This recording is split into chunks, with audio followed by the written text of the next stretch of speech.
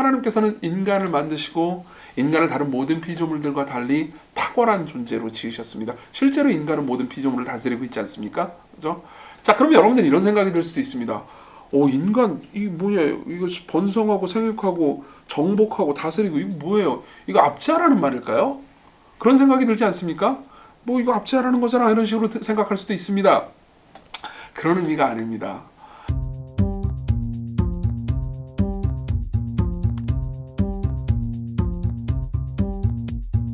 안녕하세요. 오늘 뉴시티 교리문답 4문 할 차례네요.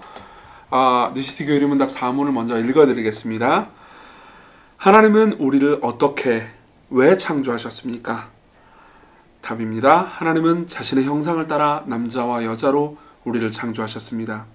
그것은 그분을 알고 사랑하며 그분과 함께 살아가고 그분을 영화롭게 하기 위해서였습니다. 따라서 하나님께 지음받은 우리가 그분의 영광을 위해 살아가는 것은 당연한 일입니다. 네. 오늘은 이제 인간의 창조를 살펴볼 거고요. 다음번에는 우리가 이제 인간 외 다른 피조물의 창조를 살펴볼 건데요. 인간의 창조를 살펴볼 때 제일 중요한 개념은 인간이 남자뿐만 아니라 여성도요. 모두가 하나님의 형상으로 지음받았다라는 사실입니다. 여러분들은 제가 남자뿐만 아니라 여자도요라는 말은 못하렸죠? 그냥 다 하나님의 형상이잖아요. 라고 생각해서 말할지도 모르겠습니다. 그런데 이유가 있습니다. 여기에는 실제로 성경 먼저 읽어드릴게요. 창세기 1장 26절 27절은 이렇게 말합니다. 하나님이 이르시되 우리의 형상을 따라 우리의 모양대로 우리가 사람을 만들고 그들로 바다의 물고기와 하늘의 새와 가축과 온 땅과 땅에 기는 모든 것을 다스리게 하자 하시고 하나님이 자기 형상 곧 하나님의 형상대로 사람을 창조하시되 남자와 여자를 창조하시고, 성경이 뭐라고 말하죠? 그냥 인간을 창조했다고 말하지 않죠. 하나님의 형상대로 남자와 여자를 창조했다고 말합니다. 그렇죠? 그러니까 남자뿐만 아니라 여자도 하나님의 형상이라는 거죠. 뭐 이게 지극히 당연한 것처럼 보이지만 이 창세기가 기록된 당시에는 이 말이 당연하지 않았습니다. 아마 고대 근동의 사람들이 모세 시대 때 이 말을 들은 사람들은 되게 충격받았을 겁니다. 왜냐하면은 다른 종교에도 인간 중에 하나님의 형상이 있다 이런 개념들은 없지 않았습니다. 근데 하나님의 형상 그러면 왕을 가리켰어요. 그냥 뭐 남자도 여자도 아니고 그냥 평범한 평민들은 당연히 하나님 신의 형상이 아니었습니다. 왕만 하나님의 형상이었어요. 신의 형상이었습니다. 근데 지금 성경은 뭐라고 말하냐면은 왕뿐만 아니라 모든 남성과 여성까지 다 하나님의 형상이라는 겁니다. 그렇죠? 여성이 당연한 거 아닌가요? 근데 그때는 당연하지 않았습니다. 그때는 남성과 여성을 동등하게 생각하던 시절이 아니었어요.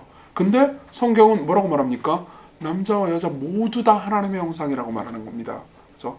사실 여기서 이 기독교가 남녀는 반드시 평등해야 한다라고 믿는 이유가 있습니다. 남자와 여자 모두 사실상 여기에 이제 노골적으로 말하고 있지는 않지만 뭐 흑인, 백인 그리고 황인 모두 그러니까 인종과 나이와 성별 상관없이 혹은 장애인이든 그렇지 않든 모두 다 하나님의 형상이라고 얘기해주고 있는 거죠. 자, 그러면은 사실상 모든 인간이 평등하다라는 개념, 그리고 모든 인간이 인권을 가지고 있다라는 개념은 성경에서 온 겁니다. 뭡니까? 인간이 고귀한 하나님의 형상으로 지음받았다. 누구도 차별 없이. 그렇죠? 이걸 이제 우리가 확인할 수 있는 거죠. 그렇다면 우리가 생각해 볼 것은 하나님의 형상이라는 게 뭘까요? 그렇죠? 이게 이제 알 듯도 하고 모를 듯도 하잖아요. 여기에 대해서 이제 앤서니 후크마라는 이 신학자는 이렇게 표현합니다. 그 구조 전체에 있어서 하나님을 담고 하나님을 반영하는 것, 이게 이제 하나님의 형상이라는 거죠. 그래서 이걸 총 이제 3가지 정도로 생각을 해볼 수가 있습니다. 첫째로는 이제 하나님의 성품과 속성을 반영했다라는 개념입니다. 예를 들면은 이제 생각을 해보죠. 제가 뭘 만들잖아요. 그러면 그건 저를 반영합니다. 예를 한번 들어볼까요? 저는 이제 이 글을 쓴 작가기도 하거든요. 제가 책을 몇 권 낸 적이 있습니다. 그러면은 그 책에 제 생각이 담겨 있고 제 문체가 담겨 있고 생각과 문체뿐만 아니라 저의 어떤 속성, 저의 성품을 집어넣은 거 아니겠습니까? 그래서 이 저희 교회 교인들 중에 어떤 사람은 이제 제 책을 읽으면서 뭔가 음성 지원이 돼요 이렇게 말한 적이 있어요. 그러니까 뭐라고 해야 될까요? 이 글을 통해서 이제 저를 반영하고 있는 거죠. 제가 어떤 글을 썼을 때 이거 내 마음에 들지 않아 라고 말하거나 생각한 적도 있습니다. 그거는 이제 보통 뭐 퀄리티가 떨어진다 뭐 이런 식으로 생각하는 것도 가능하지만 정확히는 이 글이 내 마음에 들지 않아 라는 말은 다른 말로 말해서 이 글이 나를 그렇게 반영하고 있지 않아 라는 의미이기도 합니다. 예를 들면은 제가 생각할 때 나는 이만큼 똑똑한데 이 글은 내 똑똑함을 다 반영하지 못하고 있다고 생각하면 어떨까요? 마음에 안 들겠죠. 그죠? 그리고 제가 생각할 때 나는 이만큼 창조적인데 그 창조력을 다 반영하지 못하고 좀 글이 좀 밋밋한 것 같아. 그러면은 마음에 안 들겠죠. 그렇죠? 그 말은 무슨 말이냐면 내가 만들어낸 건 나를 반영해야 되고 그리고 내가 가장 많이 반영될수록 내가 마음에 드는 이 내 글 혹은 내 창조물일 거 아니에요. 그런 것처럼 하나님께서 우리를 하나님의 형상으로 지으셨다는 것은 하나님 보시기에 정말로 하나님을 닮은 것들, 하나님의 최고의 아름다움 그리고 최고의 능력, 최고의 지성을 다 담아서 인간을 만드셨다고 하는 겁니다. 실제로 창세기 1장을 읽어보잖아요. 그럼 하나님께서 많은 것들을 만드실 때 보시기에 좋았더라, 보시기에 좋았더라 이렇게 말씀하시다가 인간을 만들고 나서는요. 보시기에 심히 좋았더라 라고 말씀하십니다. 무슨 말입니까? 너무너무 마음에 드신 거예요. 하나님은 사랑이십니다. 그러니까 어떻게 하죠? 인간도 사랑하죠. 하나님은 지혜로우십니다. 그러니까 하나님은 지혜로우십니다. 그러니까 인간도 뭐 완벽하진 않지만 어느 정도 지혜를 가지고 있죠. 하나님은 능력이 있으십니다. 그렇기 때문에 인간도 물론 제한적이지만 능력을 가지고 있습니다. 그렇죠? 그런 것처럼 인간은 하나님을 반영합니다. 이게 첫 번째 인간이 하나님의 형상이라는 것의 의미입니다. 두 번째로는 인간은 관계적 존재 혹은 사랑하는 존재라는 것이 하나님의 형상이라는 것의 의미입니다. 자, 생각해 보십시오. 지난 시간에 우리가 뭘 배웠죠? 하나님의 삼위일체라는 것을 배웠죠. 하나님의 삼위일체라는 것은 뭘 의미합니까? 구분된 세 위격이 계시지만 어떻게 돼요? 서로 사랑으로 연합해 계세요. 즉 하나님은 창세 전부터 관계적인 존재셨어요. 그래서 하나님께서는 사람을 만드실 때 그냥 뚝 한 존재만 짓지 않으셨습니다. 하나님께서 복수의 위격으로 한 하나님이시듯 인간도 남자와 여자를 지으셨죠. 남자와 여자를 짓기만 하셨나요? 서로 사랑함으로써 부부가 되게 하셨습니다. 그렇기 때문에 인간은요, 본래적으로 사회적 존재 혹은 관계적 존재입니다. 이 모든 인간은 태어나면서부터 사랑을 갈구하고 사랑 없이는 굉장히 불행해야 합니다. 그렇죠? 물론 나는 로맨스 따위 필요 없어. 나는 결혼하고 싶지 않아. 그렇다 하더라도 친구가 필요하지 않은 존재는 없습니다.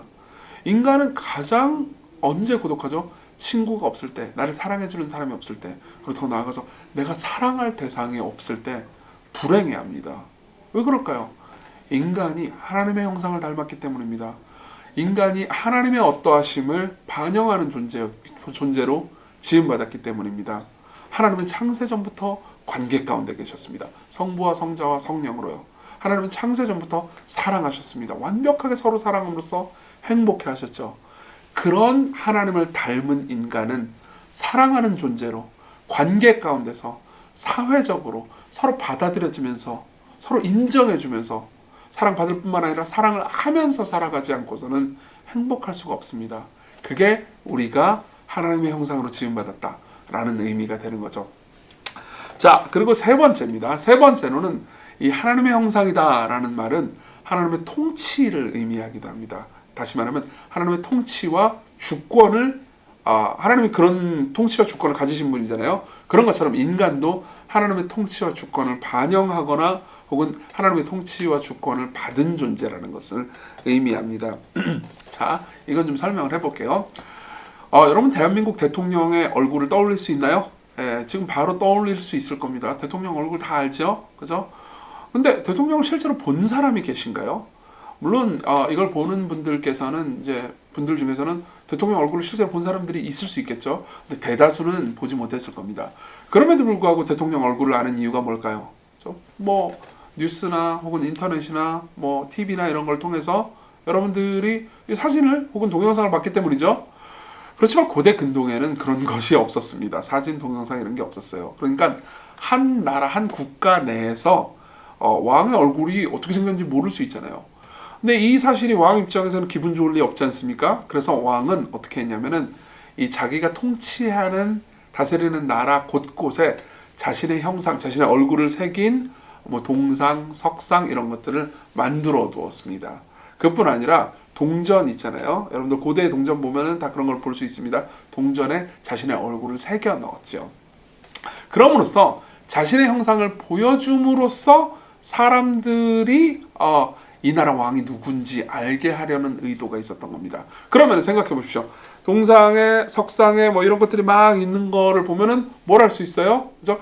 그 형상이 왕을 반영하는 걸 통해서 이곳이 이 왕의 통치 영역이구나 라는 것을 확인할 수 있겠죠. 그렇죠? 그런 것처럼 하나님께서는 이 세상을 통치하시면서 마치 석상이나 동상처럼 인간을 만들어서 두신 겁니다. 실제로 하나님께서 인간을 만드시자마자 인간에게 무슨 명령을 주시냐면 이런 명령을 주십니다. 창세기 1장 28절입니다. 하나님이 그들에게 복을 주시며 인간들에게요. 하나님이 그들에게 이르시되 생육하고 번성하고 땅에 충만하라. 땅을 정복하라. 바다의 물고기와 하늘의 새와 땅에 움직이는 모든 생물을 다스리라. 땅에 충만하라. 생육하고 번성하라. 정복하라. 다스리라. 이런 이야기를 보면 어떤 생각이 드십니까? 통치권의 생각이 들죠. 그죠? 그러니까 하나님께서는 인간을 만드시고 인간을 다른 모든 피조물들과 달리 탁월한 존재로 지으셨습니다. 실제로 인간은 모든 피조물을 다스리고 있지 않습니까? 그죠? 탁월한 존재로 지으시고 지혜와 능력과 여러 가지 방식의 힘을 주셨습니다. 그럼으로써 하나님이 어떤 분이신지를 세상 모든 피조물에게 반영하고 드러내는 존재로 지으셨던 거죠. 자, 그럼 여러분들 이런 생각이 들 수도 있습니다. 인간 이거 번성하고 생육하고 정복하고 다스리고 이거 뭐예요? 이거 압제하라는 말일까요? 그런 생각이 들지 않습니까? 이거 압제하라는 거잖아 이런 식으로 생각할 수도 있습니다. 그런 의미가 아닙니다. 여러분 생각해 보십시오. 우리는 이제 지금은 사실 과거의 세계관보다도 훨씬 더 이제 권위를 불신하는 시대를 살고 있는 것은 맞는 것 같습니다. 그러다 보니까 정복하라, 다스리라, 통치하라 이런 말이 어감이 나쁘게 들리죠. 그렇지만 실제로 하나님께서 이 아담과 하와에게 명령하신 것은 무슨 자연을 고통스럽게 하고 괴롭히라는 의미가 아니었습니다. 피조 세계를 돌보고 가꾸고 사랑하라는 거였죠. 이것은 하나님을 반영하는 행동이기도 했습니다. 하나님께서 인간을 고통스럽게 하고 괴롭게 하시는 분이 아닙니다. 하나님께서는 인간을 사랑하시는 분이시죠. 그렇죠? 하나님은 본질적으로 사랑이십니다. 그렇기 때문에 하나님의 형상으로 지음받은 인간은 어떻게 돼야 되죠? 세상을 대리 통치할 때 하나님께서 주신 권한과 능력으로 세상을 대리 통치할 때 하나님이 사랑이시듯 세상을 사랑하고요. 하나님이 세상을 돌보시듯 세상을 돌보아야 합니다. 그렇죠? 그게 바로 우리 뉴시티 교리문답 4문에서 말하는 것처럼 따라서 하나님께 지음받은 우리는 그분의 영광을 위해서 살아가는 것이 당연한 일이다 라고 말할 때의 의미입니다. 생각해 보십시오. 하나님이 선하신데 인간이 자연을 괴롭히고 자연을 망쳐버리고 그러면은 어떻게 되죠? 하나님의 형상대로 세상을 드러내는 것이 아니죠. 하나님께서 주신 직분대로 하나님의 형상을 세상에서 드러내는 게 아닙니다. 그렇죠? 하나님 사랑이시기 때문에 우리도 서로 사랑해야 됩니다. 그렇죠? 하나님이 사랑이시기 때문에 우리도 다른 피조물들을 섬겨야 합니다. 그렇죠? 하나님이 사랑이신데도 불구하고 우리가 이웃을 미워하잖아요. 그러면 하나님께서 우리에게 주신 하나님의 형상을 무시하는 셈이 되고 하나님의 형상이라는 직분을 뭐라고 해야 될까요? 하나님의 형상이라는 직분을 남용하는 셈이 됩니다. 그렇죠? 그렇기 때문에 하나님께 지음받은 우리가 그분의 형상을 위해 살아가는 것은 당연한 일입니다 라고 말할 때는 내가 본질적으로 소중한 존재구나. 왜요? 하나님의 형상대로 지음받은 존재이기 때문에. 그렇기 때문에 하나님께서 주신 이 직분대로 하나님께서 주신 이 능력대로 세상을 사랑하면서 하나님을 닮은 모습으로 하나님께서 세상을 대하시듯 세상과 이웃과 나 자신을 대해야겠구나. 이런 식으로 생각하는 것이 합당한 일이라는 것이죠. 자, 이게 이제 이 뉴시티 교리문답 4문이 말하는 진리를 간단하게 요약한 것입니다. 조금 어려운 개념이긴 하지만은 여러분들이 깊이 묵상하면은 또 우리 다음 주 5주차까지 생각을 해보면 더 큰 개념을 이해하실 수 있을 겁니다. 지금까지 시청해 주셔서 감사드립니다.